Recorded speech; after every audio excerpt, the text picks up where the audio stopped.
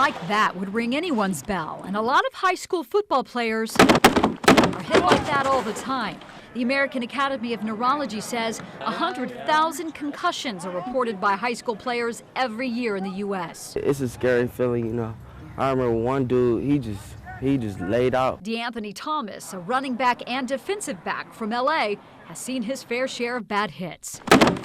He's one of several players here at the Blossom Athletic Center north of downtown testing the concussion indicator. It feels good. At first I thought it was going to be uncomfortable because it's like bulky a little bit, but it's great.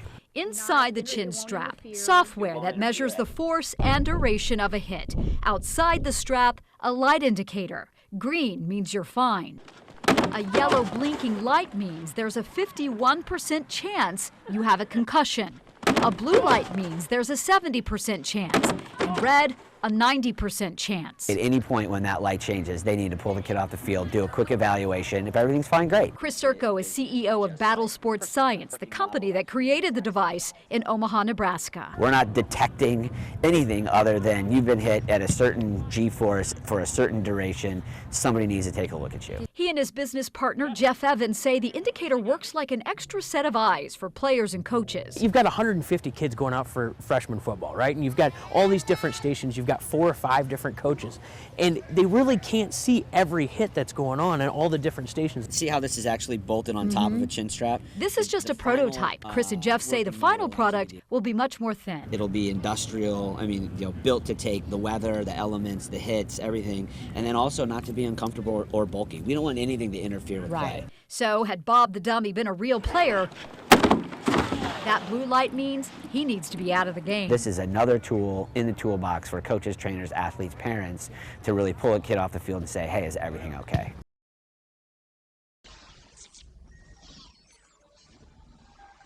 There are several reasons San Antonio police like the looks of what they're seeing from their new crime cameras, but they're focusing in on one big one.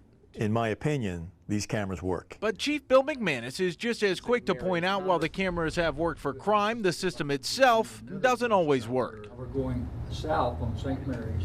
The camera's images are monitored by bike cops downtown. They can swivel and zoom in on people's faces or license plate numbers, but bugs in the system sometimes cut off the camera's video transmission.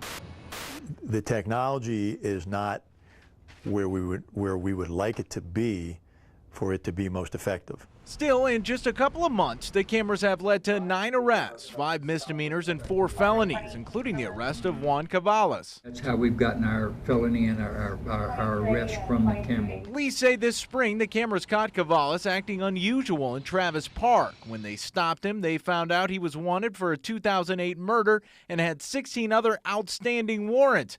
He's in the Bexar County Jail tonight. This, along with other arrests, has given police a little more ammunition. Good day, no haze. You can actually follow people real good around. To see if city leaders will find more money for an upgrade, one that would kill the camera's bugs and keep them shooting pictures well past the pilot program. Joseph Camarano is a typical 8th grader, except for one thing. I'm a fast texter, so it only takes a couple of seconds. He can send text messages in the blink of an eye.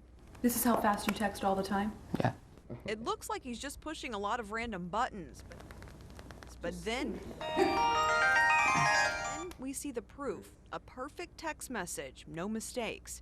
And he can even text without looking, just by feeling the keypad on his phone. Right, I mean, he's always texting, you know, Joseph's just like that. But we didn't realize how much.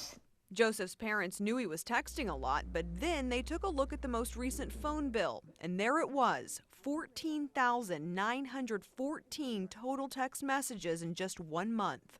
I pulled out the calculator and started figuring out how much per hour. Basically, if you factor in 8 hours of sleep a night, Joseph sends 31 text messages every single hour. Do you think you're addicted to texting? Yes. So does he have time for anything but texting?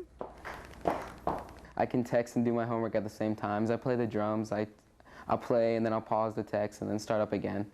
Despite all of his texting, Joseph is a straight A honors student, so his parents say they really can't complain. I personally would rather him cut back a little bit and do other things like read a little more and do other things that might be more productive, but And does he tell you you're old-fashioned? pretty much. The family takes it all in stride because, as you probably have guessed by now, they have an unlimited texting plan. We're here at Stone Oak Parkway and US Highway 281 North. If you take a look behind me and look at the street surface, you can see it's a quilt work pattern of bumps and patches here. Now, the holes that were here earlier today were actually filled after we made a few phone calls, but the larger problem still remains.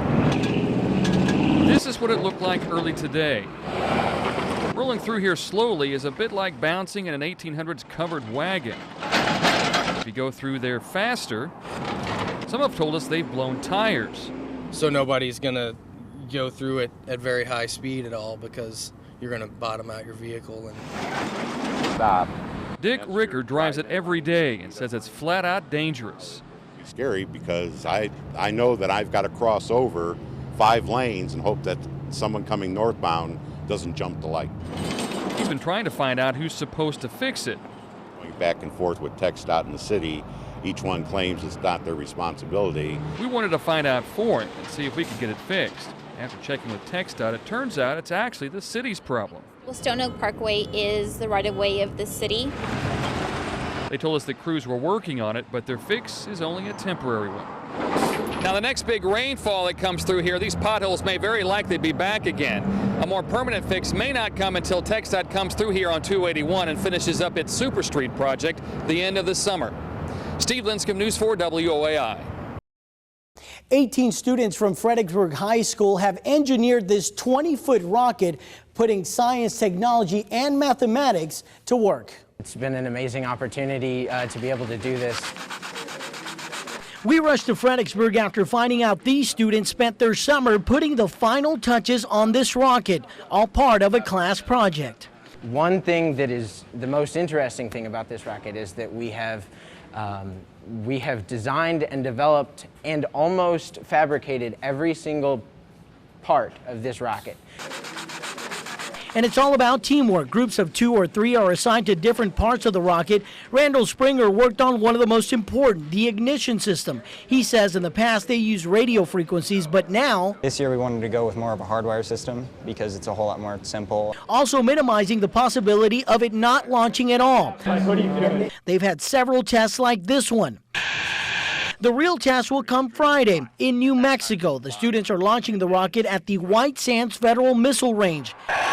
It will also be equipped with a camera and technology inside the nose cone. It's going to measure altitude, acceleration, overall velocity. Now the goal this Friday at White Sands, New Mexico will be to reach the edge of space, which by military standards is 100,000 feet. Reporting from Fredericksburg, Angel Covarrubias, News 4 WOAI.